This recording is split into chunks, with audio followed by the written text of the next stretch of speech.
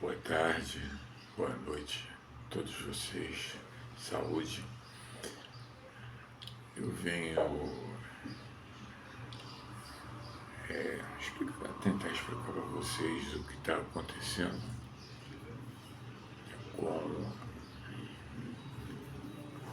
a tentativa do homem de evitar o efeito estufa.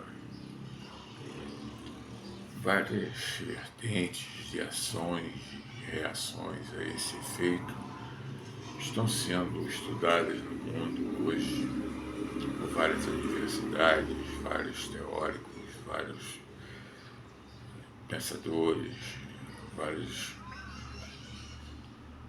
seres que têm a preocupação. Primeiro você tem que ter a preocupação com isso e tomar consciência. Como depois de uma pandemia que nós tivemos, muita coisa ficou conturbada, mas por outro lado, houve uma mudança muito drástica no comportamento da humanidade com a constatação da vulnerabilidade da saúde. Então, nós, de certa maneira, conseguimos sair dessa situação graças à evolução do entendimento da confecção de vacinas. Então, você imagina que a mortandade foi grande, mas a obtenção da vacinação controlou. Mas existe, infelizmente, grupos políticos, grupos teológicos que têm certas restrições ao uso de vacinas, não aceitam, são tidos como negacionistas da vacina, e tem os defensores. Ainda bem, que tem os defensores da vacina. Então, esse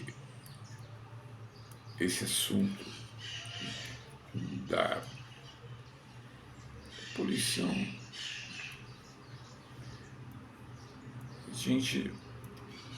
a gente descobriu,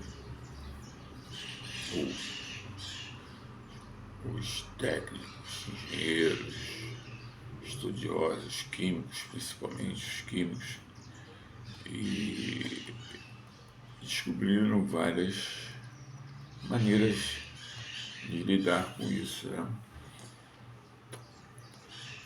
No meu primeiro vídeo eu falo que os chilenos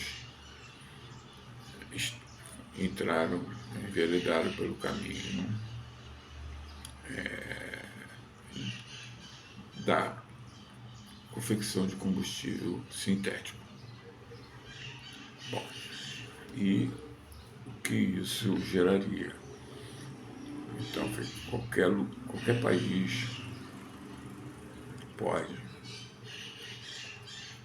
A base de tudo isso, agora o campo de prospecção se tornou a atmosfera que envolve a Terra. Então, é dela que a gente vive, porque graças a ela nós somos protegidos dos efeitos solares e cósmicos, o nosso campo eletromagnético nos protege e equilibra as ações na Terra. Então, o que aconteceu? O Chile enveredou por um caminho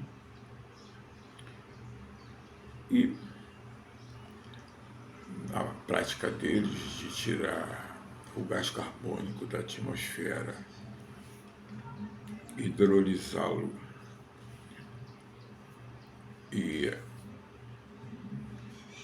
quebrar a molécula de gás carbônico e captando o ar como um todo e com sensores segurando o gás carbônico e deixando o oxigênio fluir para a atmosfera de volta. Por quê? O oxigênio tem que ir para a atmosfera de volta. Primeiro, para estabelecer o equilíbrio, para nós podermos ter o oxigênio na atmosfera, é uma das coisas mais importantes para a vida humana e a vida vegetal, a vida toda que é baseada em carbono, precisa do oxigênio. E mesmo a vida mineral também precisa do oxigênio. O oxigênio é um elemento muito importante.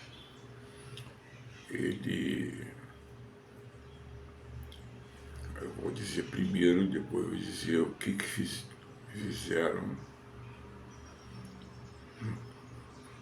Eu, sinceramente, tenho minhas dúvidas que isso tenha sido feito como eles falaram que foi. Pode ter um efeito, erros na tradução e tudo mais. Mas, é o seguinte, na primeira vídeo que eu fiz, eu mencionei que qualquer país que tivesse uma maneira de gerar energia verde, ele conseguiria ser produtor de petróleo, usando o gás carbônico atmosférico, e esse que tem criado o efeito estufa, né? Nós jogamos muito gás carbônico na atmosfera e conseguimos, com os anos, causar um efeito catastrófico. Já está chegando a um efeito que se torna insuportável. Você não consegue prever o que vai acontecer amanhã no clima. Bom, aí eu mencionei a Islândia, né? Porque a Islândia, como já disse, ela tem a geração de energia dela geotérmica. E por exemplo, Yellowstone no meio dos Estados Unidos, já se sabe que é um dos maiores vulcões contidos, né? Ele, se um dia ele decidir entrar em ação efetivamente, como um vulcão faz, metade dos Estados Unidos acaba. Vai ser terrível. E a Islândia é uma ilha que foi gerada vulcanicamente em tempos imemoriais, com a formação da atividade vulcânica que o nosso planeta, essa capacidade que o nosso planeta tem, né? Eles conseguiram montar uma planta que nem a do Chile, e a única diferença é que a do Chile foi feita para gerar combustível fóssil, tirar o combustível fóssil da equação, entendeu? Pegando o gás carbônico e sintetizando polímeros de qualquer combustível, né? Eles, é uma reengenharia, eles remontam os polímeros com técnicas químicas, físicas de tratamento do gás carbônico. Eu vou explicar para você aqui rapidamente. Isso aqui é uma molécula de gás carbônico. É essa molécula que está gerando o efeito estufa.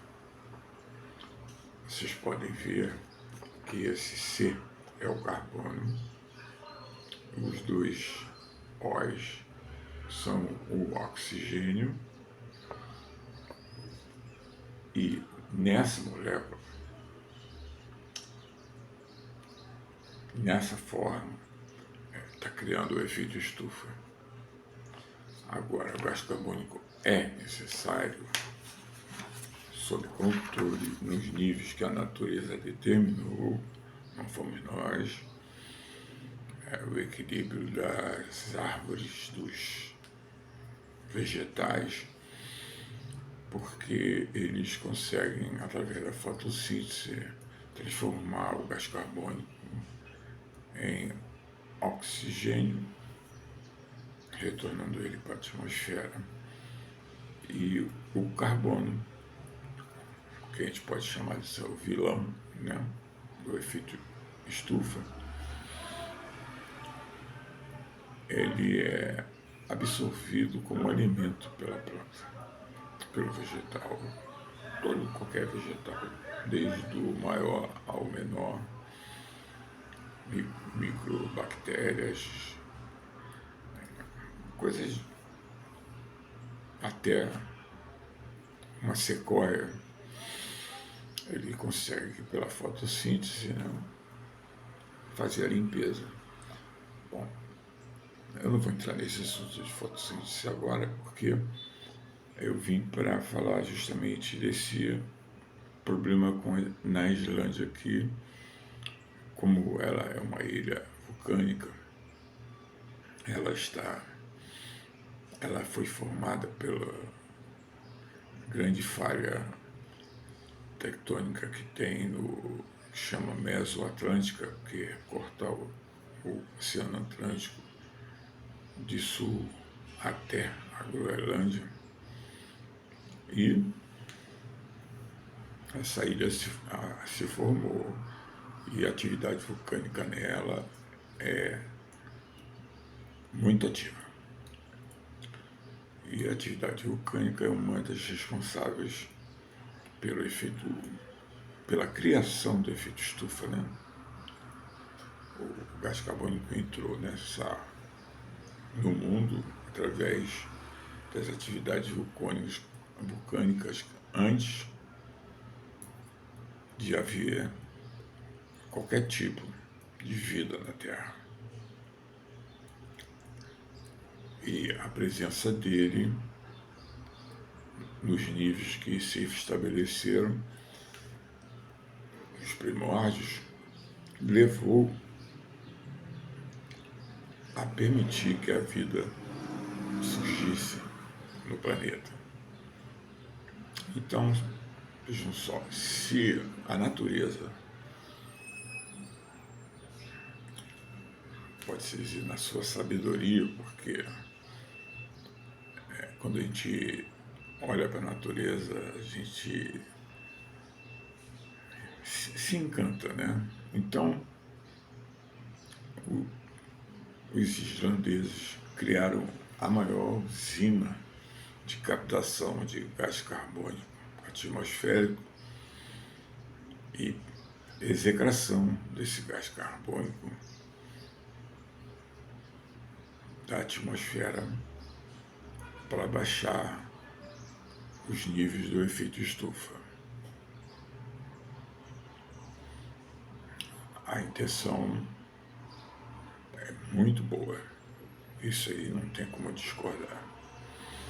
Mas os chilenos só conseguiram, com a captação do gás carbônico e a confecção de combustíveis sintéticos, eles conseguiram com isso parar o crescimento do efeito estufa. O que já você tem que primeiro parar, eu vejo assim, parar o efeito estufa, não deixar ele progredir e, em parando, começar um outro trabalho mais árduo, que é baixá-lo a níveis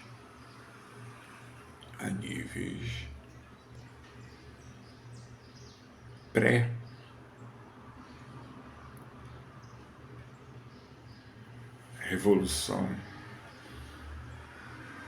a revolução que houve industrial do planeta, com o uso do vapor, né, descoberto no final do século XVII, aliás, e que criou o que nós somos hoje. A semente foi lançada e a gente, tudo era movido a vapor. Para gerar vapor, queimava-se combustíveis fósseis, como carvão mineralizado, fossilizado, carvão mineral, e carvão, madeira. Então, a gente teve uma capacidade de aumentar a produção de insumos muito grande,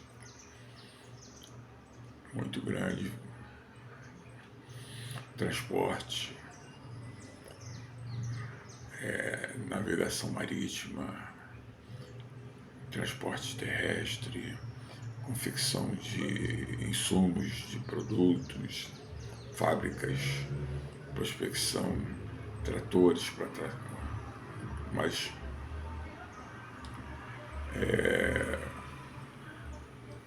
como no afã do desenvolvimento, o homem foi enveredando por uma outra descoberta, que eram os combustíveis fósseis, e criou então máquinas que usavam o petróleo, né? Os combustíveis advindos do refinamento do petróleo, que craquelou, que se chama craquelamento também, porque ele pegava uma molécula de petróleo imensa e ia refinando em vários estágios de temperatura, saíam os produtos como gasolina, óleo diesel, asfalto, óleos lubrificantes, solventes, toda essa gama que hoje nós temos à nossa disposição. Mas, infelizmente, com isso nós aumentamos a quantidade de gás carbônico. Então hoje a luta é contra isso. Bom, então os islandeses, que têm vulcões, eles convivem com o frio extremo, frio, que estão praticamente no Círculo Ártico, né? E o efeito geotérmico, que aquece a Terra. Então eles só conseguem viver lá por causa disso, entendeu? Porque não tem como eu vou dizer, não é igual ao Brasil, que você olha para tudo que é lado, vê verde, né? E é cercado pelo mar, então eles tinham problemas sérios de comunicação, navegação, essas coisas. Então eles usaram um processo parecido com o chileno de captação de gás carbônico atmosférico, só que eles optaram por petrificar essa molécula, a molécula de gás carbônico. Bom, o que vem a ser isso? Petrificar, e não só petrificar, transformar em pedra, fossilizá-la. Mas, em fazendo eles, teoricamente, fatalmente, eles conseguiram baixar a quantidade de gás carbônico na atmosfera. Eles foram, em relação ao chileno, porque eles não precisam de tanto, por causa eles usam energia verde, que é geotérmica, para geração de energia elétrica. Eles têm, claro, automóveis, mas o pior que eles é os vulcões. Bom, aí eles criaram uma solução que é a integração do gás carbônico, mas geraram dois problemas maiores. Porque no Chile eles dispensam a molécula de oxigênio para a atmosfera para quando o combustível sintético for usado, o oxigênio fazer com que o combustível queime, né? E aí é reposto o que foi tirado da atmosfera. Então, por isso eu digo, a intenção era, eles conseguiram, com essa prática, estabilizar o efeito estufa.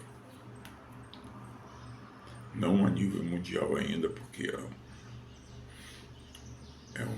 é uma prática que começou agora em 2020. Eles inauguraram a usina deles, que é abastecida eolicamente pelo vento da região em Punta Arenas, é quase no Estreito de Magalhães. Então, e na Groenlândia, eles têm o mesmo tratamento, assim, eles capturam, mas eles não liberam para a atmosfera o oxigênio. Eles pegam todo o gás carbônico. Aí o que eles fazem? Eles fazem um tratamento de, como se diz, lavar o gás carbônico, né? Misturar, gaseificar a água com o gás carbônico. E, feito isso, injetá-lo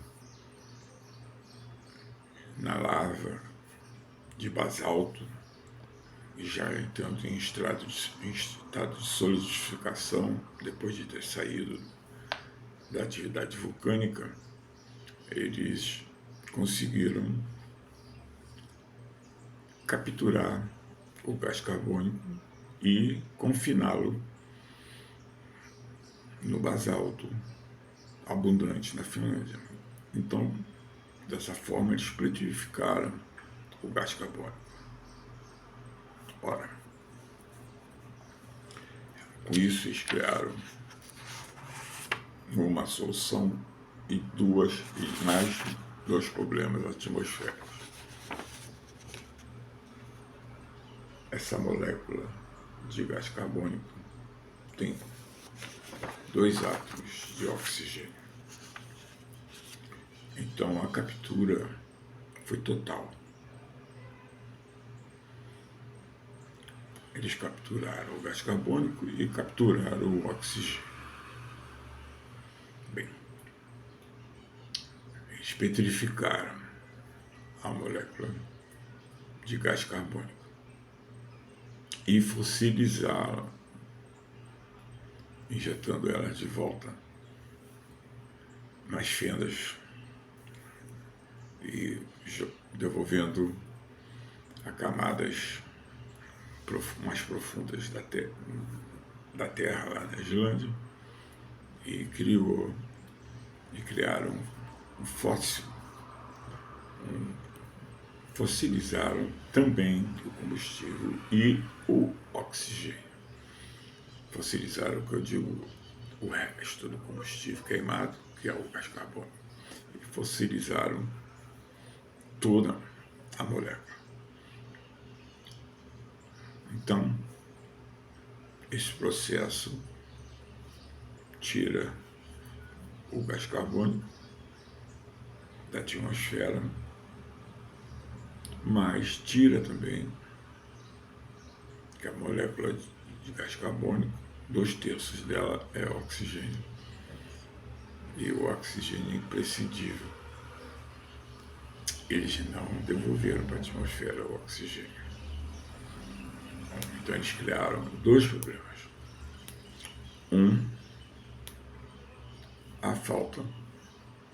A diminuição do oxigênio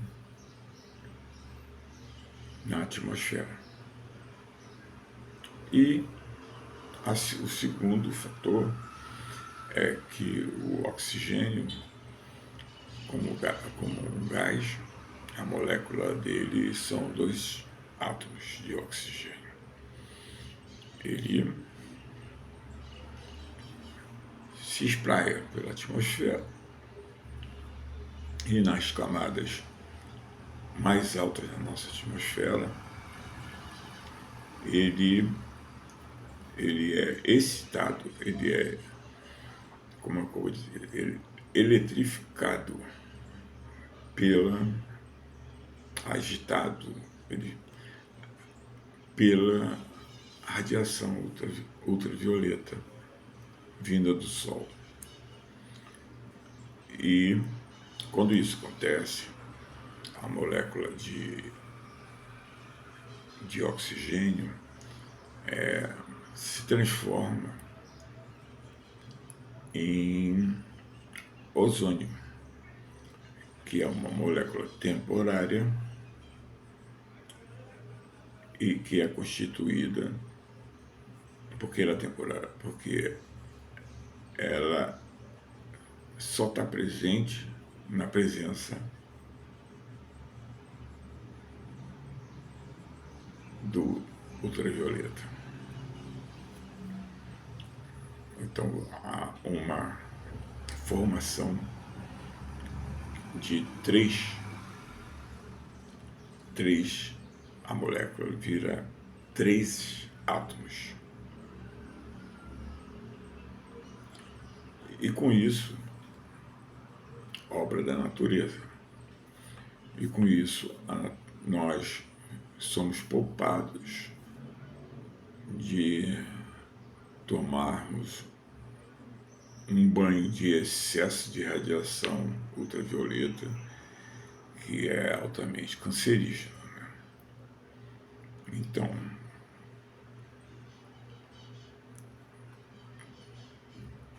constatou-se que, fazendo as pesquisas, os cientistas que estão na Antártica detectaram que a camada de ozônio sobre a Antártica tinha uma falha.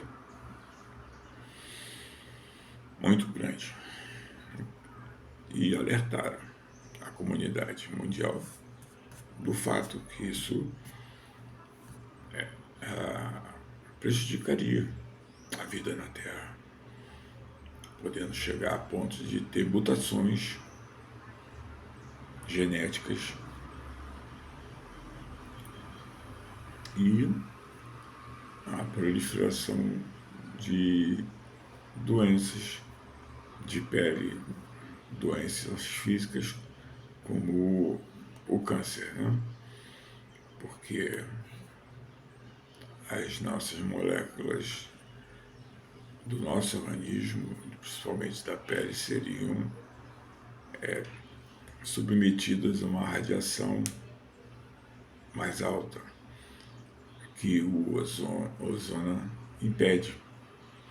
Ele mantém num nível, e esse nível foi o que criou o ser humano em todo o sistema de vida na Terra.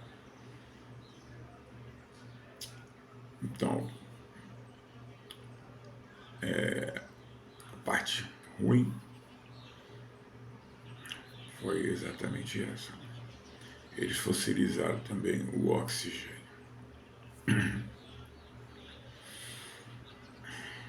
E aí?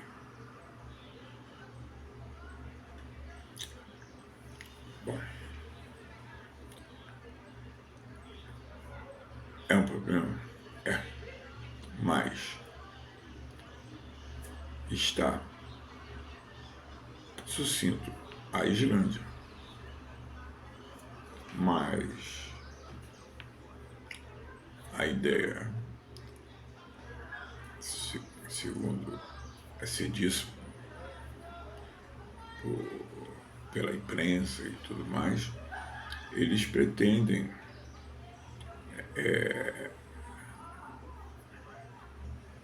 produzir e vender a patente disso para todo lugar que tem vulcões e energia geotérmica.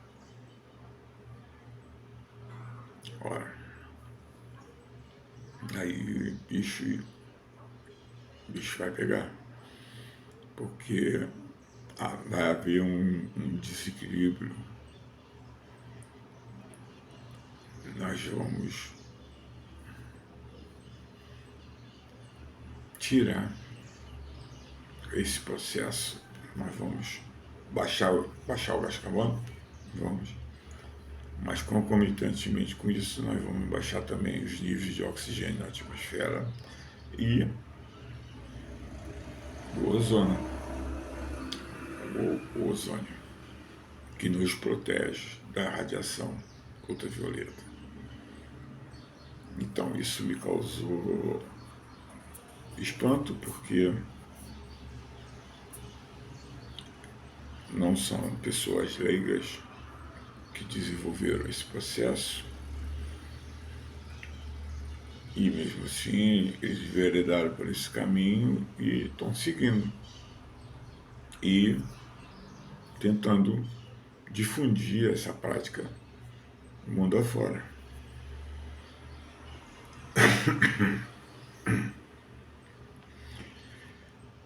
A gente torce que esse processo seja aperfeiçoado e que eles não façam combustível sintético, porque não vai baixar, e a intenção deles é ótima, né? Baixar o efeito estufa. Eles conseguiram, mas junto veio a queda da produção, da geração de oxigênio na atmosfera, o que também é maléfico. Então, como é uma coisa nova, eu tenho certeza que isso foi uma atitude, sim, desesperada, porque como eles estão dentro do círculo ártico, eles estão mais expostos à radiação que você vê no, na parte ártica. Existe uma coisa chamada aurora boreal. O que é a aurora boreal? É justamente o efeito da radiação ultravioleta sobre as camadas mais altas da atmosfera e cria aqueles efeitos mais lindos do que uma queima pirotécnica de final de ano na praia de Copacabana, né?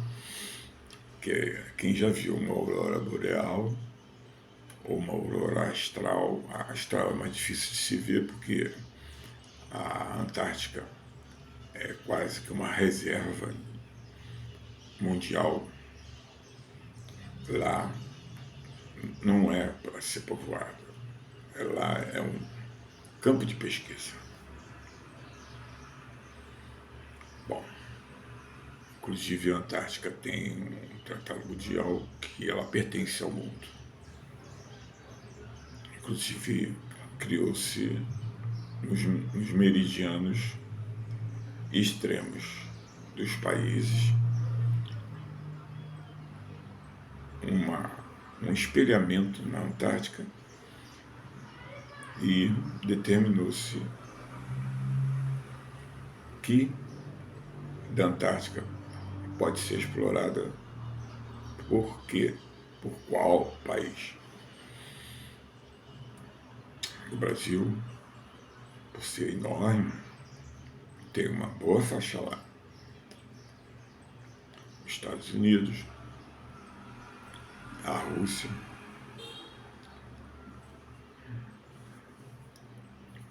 todos os países. Bom, então, não criemos para nós um sentimento de perda que não vai fazer bem nenhum, nem entrarmos em estado de medo de que as coisas piorem, porque com certeza foi uma atitude desesperada. Eles vão conseguir, claro, baixar o efeito estufa e depois eles vão aperfeiçoar isso, segurando só e petrificando só a molécula, o átomo de carbono dentro da molécula, desfazendo a molécula de gás carbônico, liberando, que nem os vegetais fazem, liberando o oxigênio e segurando o carbono, petrificando e fossilizando. Isso não impediria que a gente, precisando de carbono para alguma coisa, a gente não possa pegar e despetrificar. A nossa vida, a mineração é uma a bauxita ela é composta de alumínio. A gente consegue tirar artificialmente, né, o alumínio da bauxita por atividade siderúrgica, né? Só que a siderurgia é uma das atividades mais poluidoras da atmosfera. Então, e a gente tem que trabalhar em cima disso também.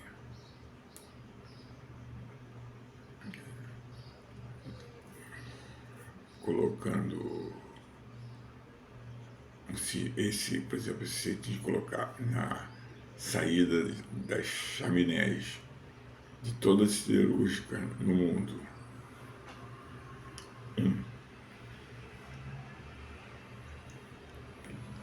Uma captura do gás carbônico, o gás carbônico passaria a ser uma moeda, né, tão importante quanto o petróleo, porque ele podia ser negociado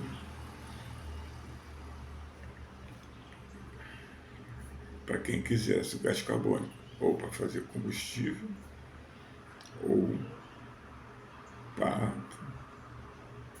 simplesmente liberar o oxigênio na atmosfera e segurar o carbono. Então, eu ainda não entrei em pânico, porque basicamente parece que ainda não foi sentido os efeitos da falta do oxigênio na atmosfera. Vai ter uma queda, se isso se difundir, vai ter uma queda com certeza acentuada no oxigênio na atmosfera.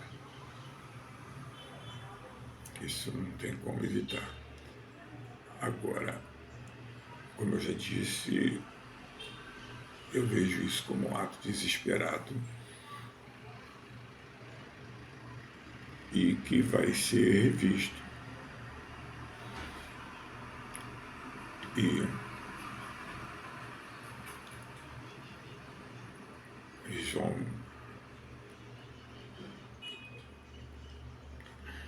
conseguir, né, limpar a atmosfera, tirando o carbono,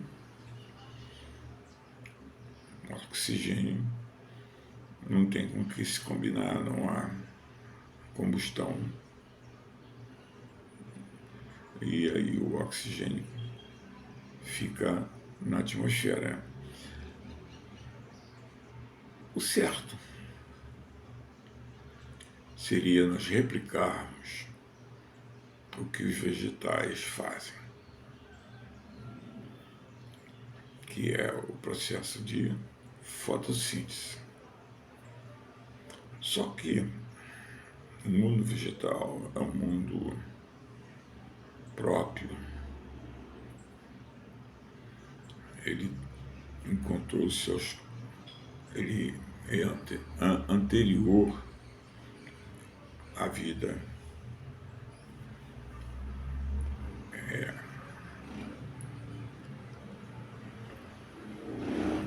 carnal, né? Como a gente chama. E nós somos feitos de compostos. Também temos carbono, cálcio. E há essa diversidade de vida toda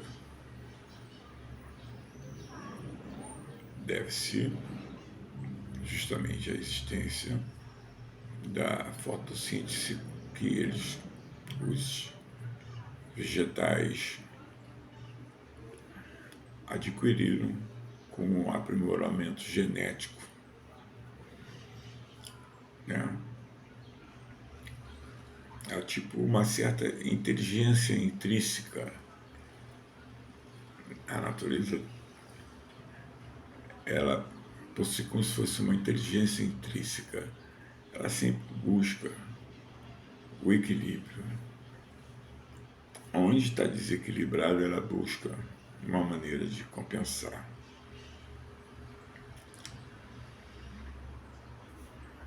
Muitos podem dizer que isso é uma natureza quântica. Pode ser. Eu vou falar sobre o que é o efeito quântico, a física quântica, o que nós podemos, como raça ou humanoide, que praticamente nós dominamos o planeta, né? A gente faz o que quer com o planeta. os outros animais, eles são praticamente, eles vivem em função de seguir os ditames da natureza. Nós tentamos sempre adequar a natureza à nossa vontade. E aí erramos, mas também tentamos corrigir. Então eu tenho esperança que esse processo de petrificação venha com mais para frente se centrar no carbono.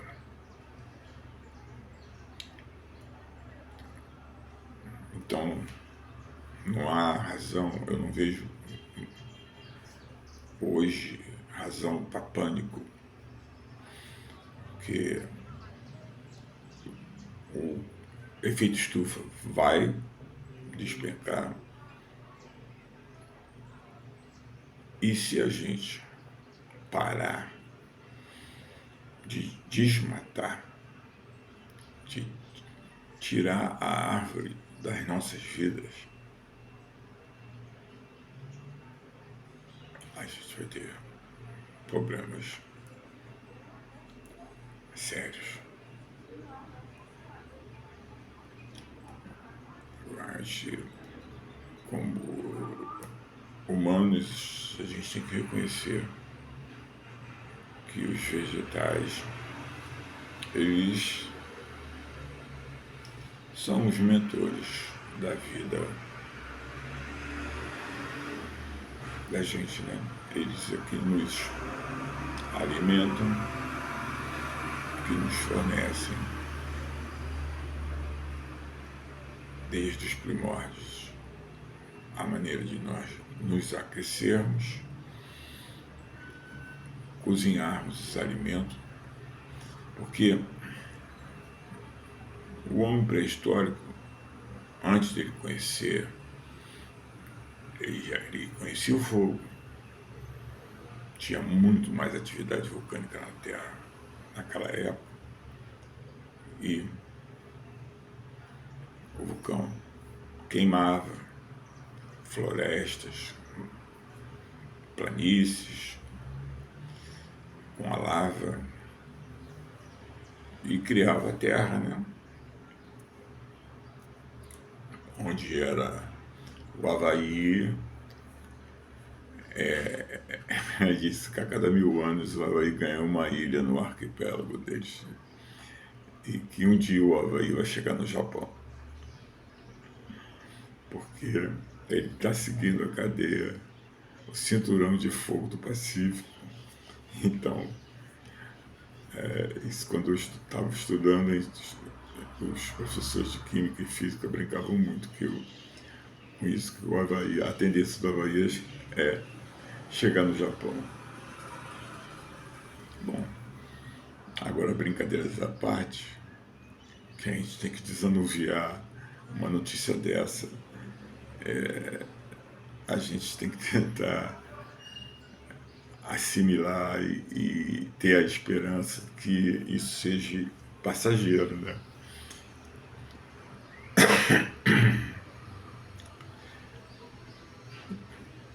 Então, é isso. Petrificação do gás carbônico.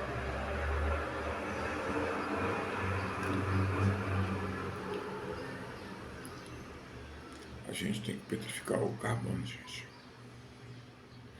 E o interessante é que, de certa maneira, nós nos desprendemos do petróleo.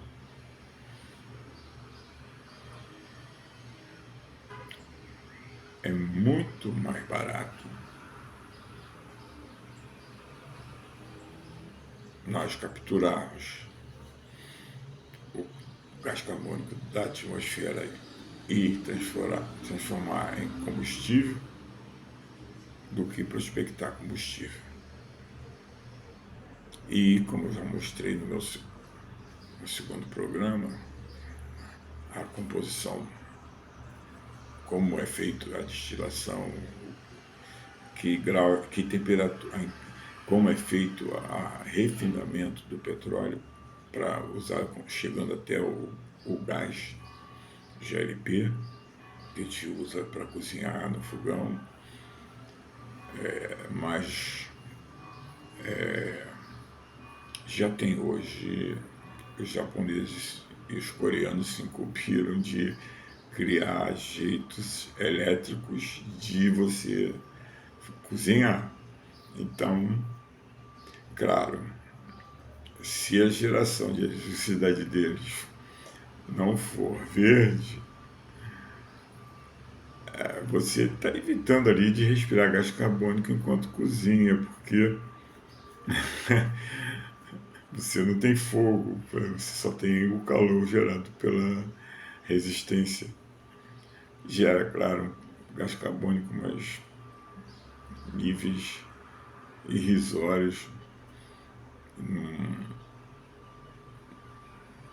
Não é assim, não é o mesmo que você acender um bico de gás no fogão e fazer um arroz. Você fazendo numa panela coreana ou japonesa de fazer arroz, que eles têm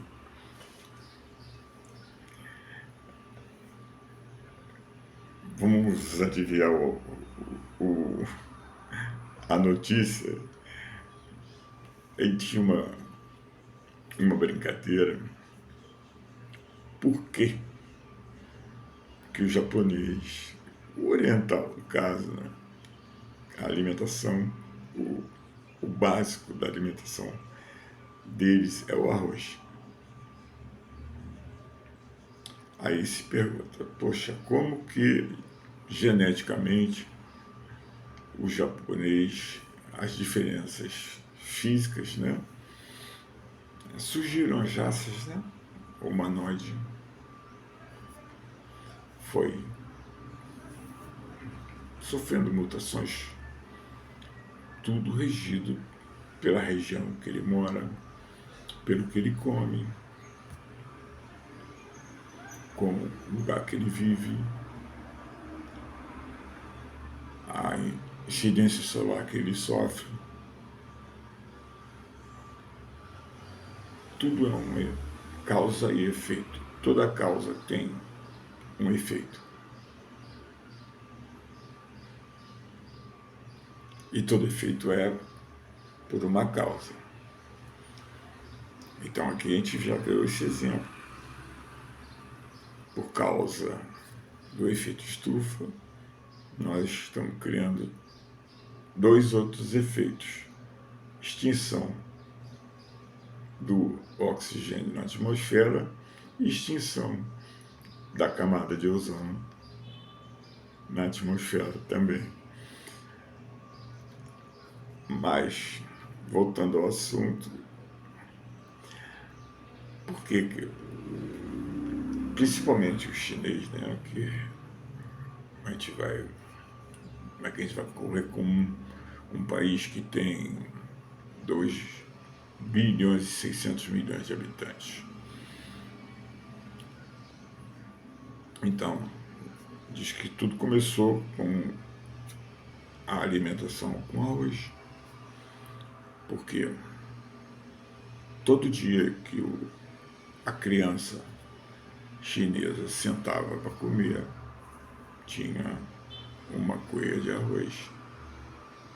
Aí a criança fazia assim: ai, mamãe, arroz de novo.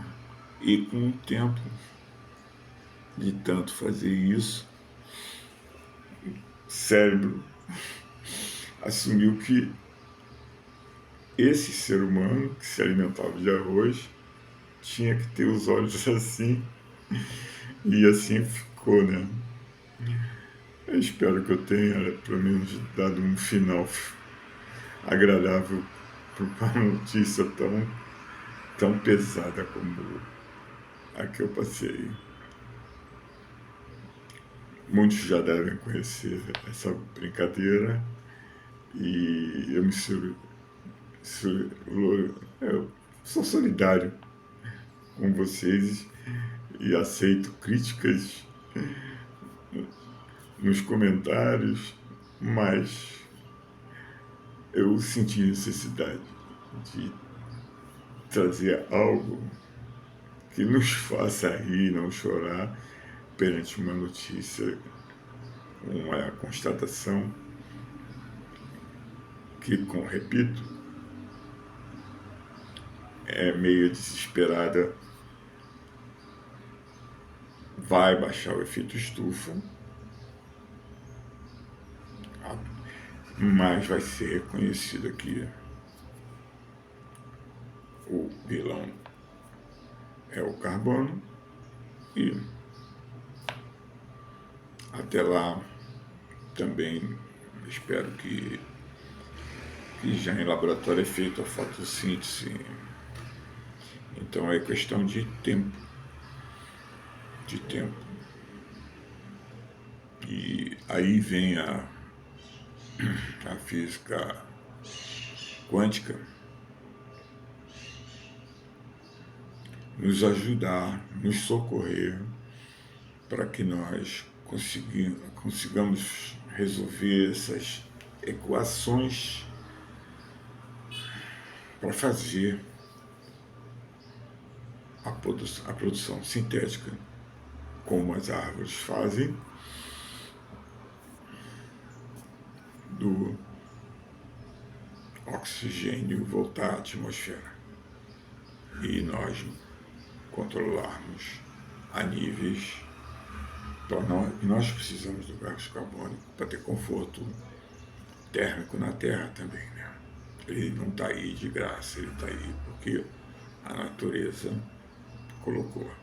Onde a natureza bobeou, temos o planeta Vênus,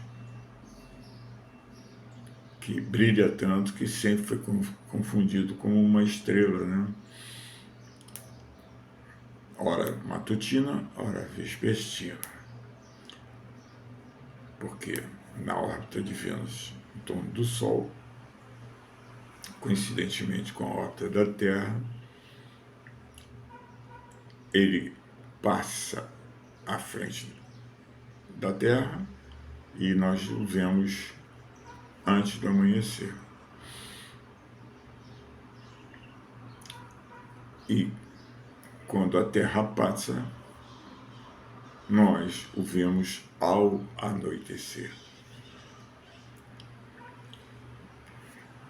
Começa a anoitecer, você vê uma estrela muito forte subindo, como se fosse uma estrela, mas é um planeta, porque a atmosfera dele é tão densa. A pressão atmosférica em Vênus é 350 vezes mais forte do que a pressão atmosférica da Terra. Nós medimos isso aqui quando eu, que mergulhei muito na minha juventude, eu adorava mergulhar. Você sabe que a cada 10 metros de profundidade, você acrescenta uma atmosfera de pressão.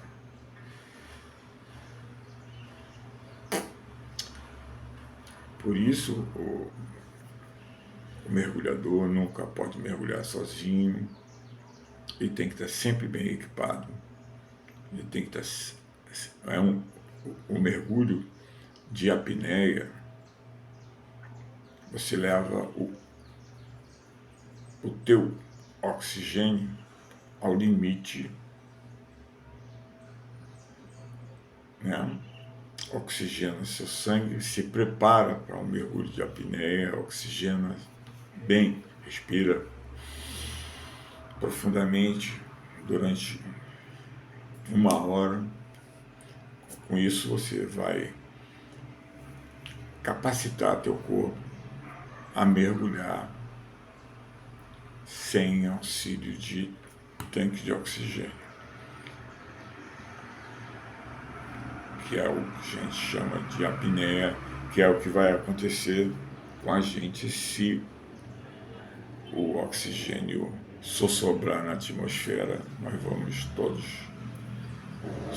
passar pelo efeito de apneia, sem ter toma para voltar e nos reabastecermos com oxigênio. Então, minha gente, espero não ter apavorado vocês, pelo amor de Deus, e desejo saúde a todos e uma boa vida. Até a próxima, gente.